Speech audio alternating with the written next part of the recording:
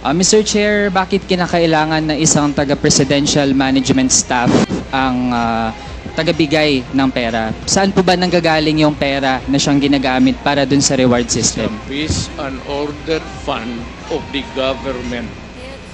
Huwag mo naman sabihin na ako pa ang magbigay doon sa mga pulis. Do not expect me to go down from the office at sabihin ko mag-distribute ako. Mr. Chair, yung Peace and Order Fund, saan po yun specifically nakalagak? Galing po ba yun sa pondo ng Office of the President? Lahat ng opisina, sir, from the President down to the Governor, Mayors, may Peace and Order Fund. Discretionary yan ng Mayor, ng Governor, ng Presidente. Mr. Chair, yung Peace and Order Fund sa mga local government units natin, yun po ay kinukuha mula dun sa confidential fund. So kung sa Office of the President, lalo na't meron ding allocation for confidential and intelligence fund, dun din po ba kinukuha yung Peace and Order Fund para dun sa reward system? I will not answer your question. I do have to make an accounting of what I did as President. That's official and personal to me. Mr. Chair, bahagi ito ng ating gustong siyasatin dito sa Quad Committee kasi kanina din naman po ang banggit lahat ng mga nagpapatupad ng ganitong operations.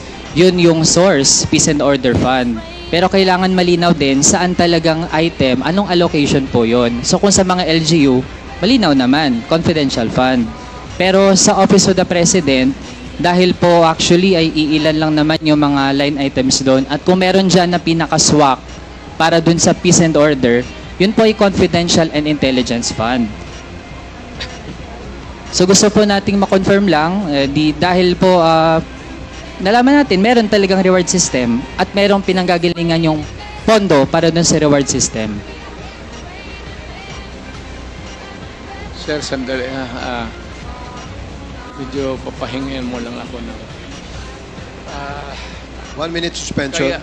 Kaya tinawag yan, sir, ng intelligence pati confidential. Kaya huwag kang magtanong kung anong confidential ginawa ko. Confidential nga eh. I am protecting the interest of the Republic when I dispense confidential funds to the military and the police. Do not make me account for something which I cannot do legally. That is not allowed by law.